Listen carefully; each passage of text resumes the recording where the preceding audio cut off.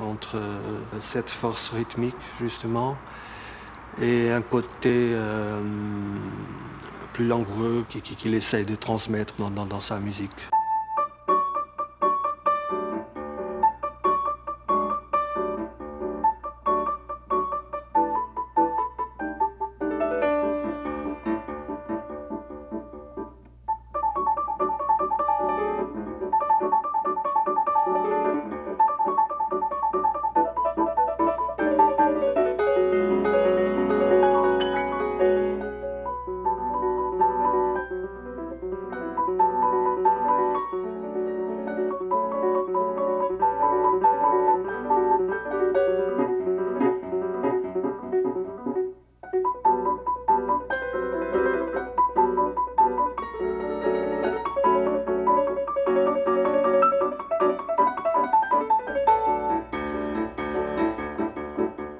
Je l'ai connu personnellement comme professeur et c'était quelqu'un de très engagé, comme je disais tout à l'heure.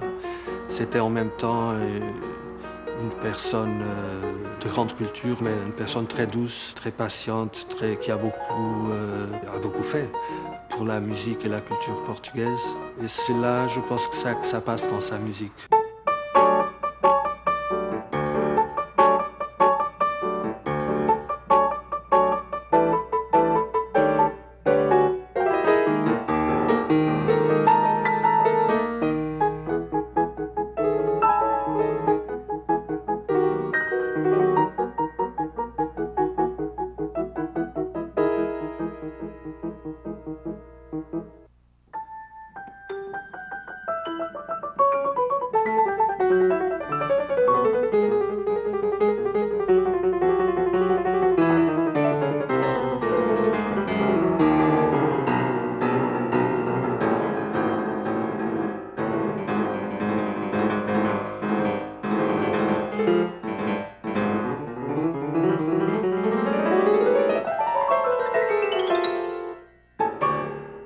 La vie musicale au Portugal est maintenant en train de se développer. Elle était d'une pauvreté pendant le fascisme qui était vraiment inouï.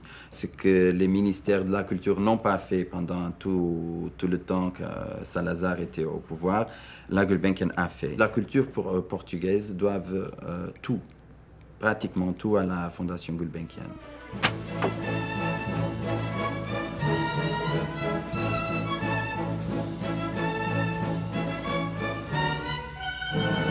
Nous sommes à la Fondation Gulbenkian et nous allons rencontrer Rui Neri.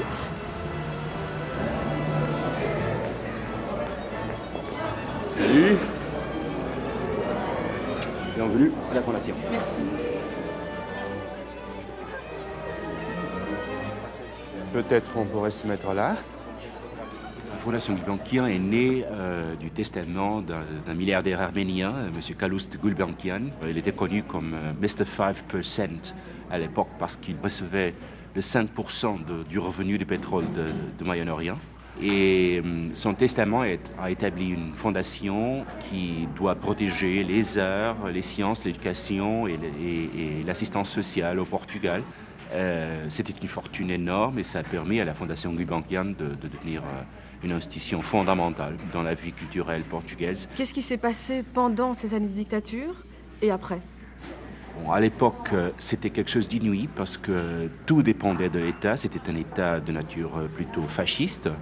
Et donc, le fait d'avoir une institution privée qui avait tout ce pouvoir économique représentait en fait un espace de liberté. Alors, que fait la Fondation aujourd'hui et qu'est-ce qui se passe dans ce lieu ? La Fondation a plusieurs départements, donc elle a des programmes dans le domaine des sciences, des beaux-arts et bien sûr la musique. La musique qui représente à peu près un cinquième du budget annuel de la Fondation. Et dans le cadre du département de musique, nous avons un orchestre, un chœur, une saison d'à peu près 120 concerts par an.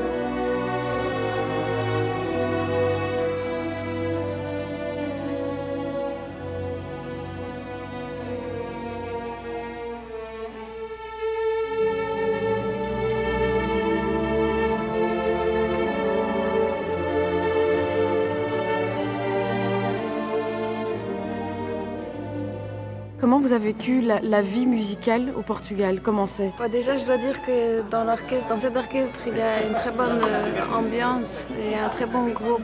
Dans les violons, il y a beaucoup de Portugais qui se connaissent depuis tout petit et ils sont vraiment très accueillants pour les gens qui viennent de l'extérieur.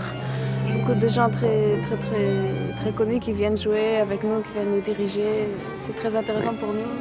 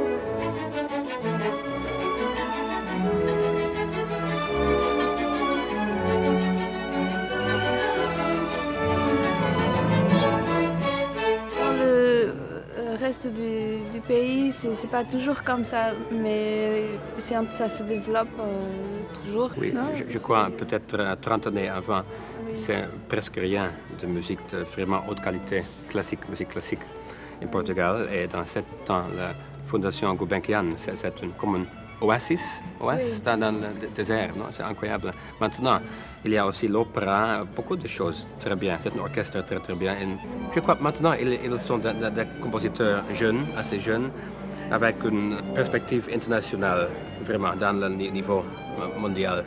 Peut-être avant, Portugal est un petit peu isolé, non, ici. Et maintenant, ça va très bien. Et il y a aussi la musique de fado. Et Maria, ici, elle joue très bien la musique de fado. Et nous avons... Non, elle joue le violon dans le fado. Nous avons écouté beaucoup de fois. Hello to my mother, my father, my children.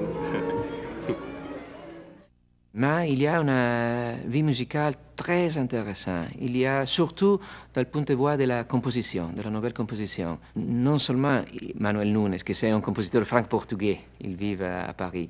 Il y a aussi Alessandro Delgado, João Rafael, Antonio Pinho Vargas. Il y a une vitalité très intéressante.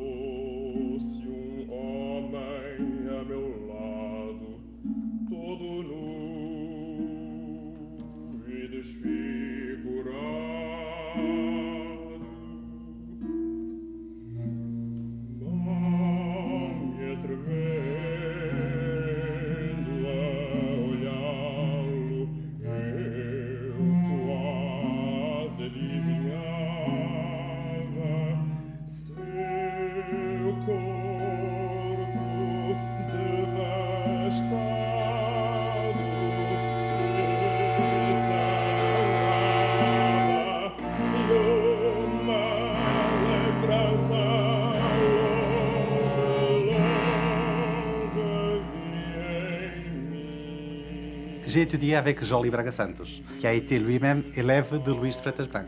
J'ai commencé avec le violon vers 11 ans, 12 ans. J'ai tout de suite commencé à faire de la musique en orchestre avec les autres gamins et c'est ça qui m'a donné la passion de la musique. Je me sentais pas du tout en rapport avec l'avant-garde des années 70. Je voulais absolument aller dans une autre direction. Je ne voulais pas aller dans le sens de l'avant-garde. On est vraiment devenu trop coincé.